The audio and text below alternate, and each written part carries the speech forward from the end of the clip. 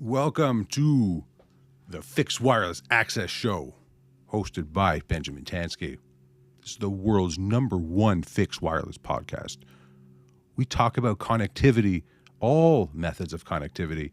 We talk mostly about fixed wireless, kind of. We also talk about fiber, coax, DOCSIS, maybe even some legacy copper.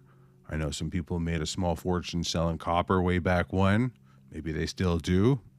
You never know. You never know. Let me take a break here. Have a gander at this here. Bam! Look at that. That is fantastic. So today is November 15th. It is 3 p.m. Eastern Standard Time. Fixed wireless access. What is it? What does it mean? How does it work? Well, it is a point-to-point connectivity method, and it is line of sight. It is not, I repeat, it is not LTE, okay? Some other carriers might sell a fixed wireless product and say, hey, this is our fixed wireless. Realistically, it's an LTE hotspot. So a lot of carriers, some carriers do a disservice and tell clients and partners that their fixed wireless is amazing, when in reality it's just an LTE connection and connecting to a cell tower, which is great. But just say it for what it is. It's a hotspot. It's a best effort LTE connection, which is fine. Just don't confuse the industry. And that's, something we're trying to debunk here. I'm trying to help debunk that, LTE is not fixed wireless. Fixed wireless is actually what powers is the backhaul or the connectivity that your cell phone connects to a cell tower. The cell tower is connected either with fiber or with fixed wireless. And that in itself is the internet connection and goes back to a data center. So, in the financial markets, there's something called HFT, high frequency trading, and trillions upon trillions of dollars are transacted across this infrastructure. What did I write? Maybe 44% of the trading volume on a daily basis is done over what's called HFT, stands for high frequency trading. Let me take a break there for a second. There are so many acronyms out there, and I honestly, I can't keep up with all the acronyms. So I'll do my best not to use acronyms, say the word for what it is, and then say the acronym, because acronyms drive me up the wall. And I always ask people to define what their acronym means. Anyways, going back to HFT, high frequency trading. So this method of connectivity, why do financial firms use high frequency trading? Well, the answer is very simple. It is the fastest method of communication between 2 points. You might be thinking, yeah, that's pretty awesome. I'm sure it's all done over fiber optic. Wrong. It's done over fixed wireless. There are fixed wireless trading routes that high frequency trading organizations have built over time, where they can do a buy-sell trade before a user can even buy something. Can you imagine that? They can buy and sell $1 billion worth of shares before a person can buy a share. What does that mean? That means that they can execute sales and make money a lot quicker than anybody else. And if you look at the revenue, I'm sure you can't really see it in any financial reports, but high-frequency trading volume is astronomically profitable for all financial institutions. But what they don't say is that it's done using fixed wireless, a special type of fixed wireless, which is called zero error correction. There's no error correction. It goes straight through. It's the fastest path, the fastest way to the endpoint wins. And that, again, is over fixed wireless. There are a number of firms out there in the country that have built fixed wireless infrastructures.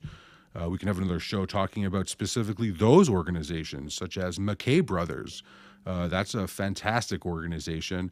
They have a niche market, and honestly, big time kudos to them.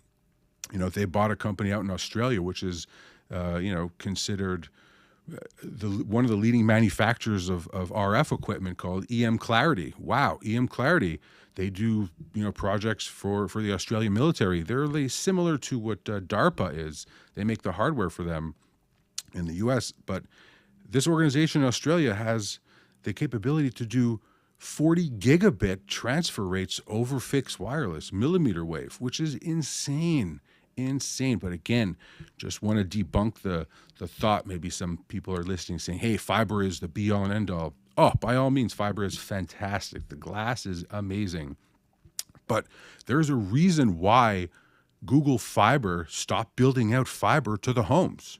Why? Why is that? Why do you think? I'll tell you why. It's too expensive. You got to dig, you got to pay towns, you got to get trucks, you got to pour concrete, you got to negotiate land rights, et cetera, et cetera, et cetera. Guess what? It's too expensive. It takes too long. The broadband initiative by the government now, billions upon billions of dollars have been dropped into this fiber initiative to service, underserved areas. That's fantastic, but fixed wireless is, equally, if not better than the fiber. It's a lot quicker to install. It has the same service levels, meaning to your home, it's all best effort. Businesses, you will have SLAs, you'll have service level agreements. But Google, for instance, got out of that business because it was too costly. Yes, the government wants to provide service to underserved areas, but there are alternatives to fiber optic.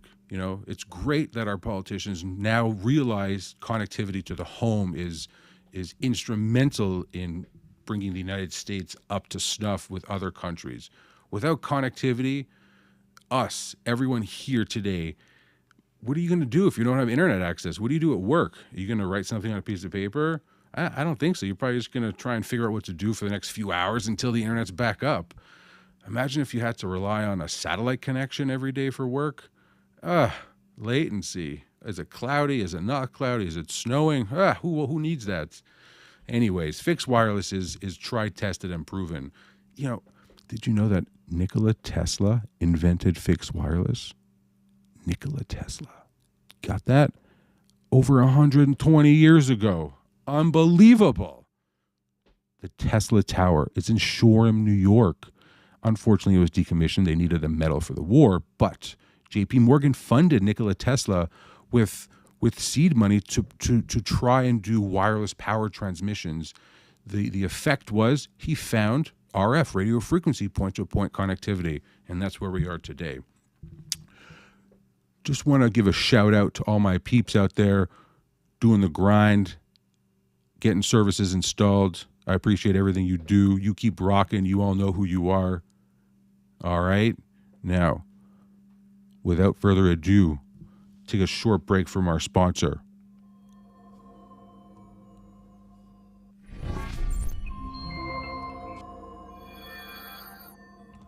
Wait, am I my sponsor? Am I the sponsor? I don't think so. That was just a cool logo intro. And I will share with everybody some new logo intros down the line as well. But, we're going to bring on some guests on the next show. And, the purpose of this is more educational. Just want to help people understand that connectivity is a public utility, and it's a shame the government doesn't consider it a public utility, or a utility for that matter. Just like power, water, internet. What happens if there's no internet? What happens if we lost internet everywhere in the country for a week? What would happen? Ask yourself that question, and then ask yourself, why is internet not a utility? Figure that out. All right, so I'll leave you with that question. Think about it, and until next time, have a great day.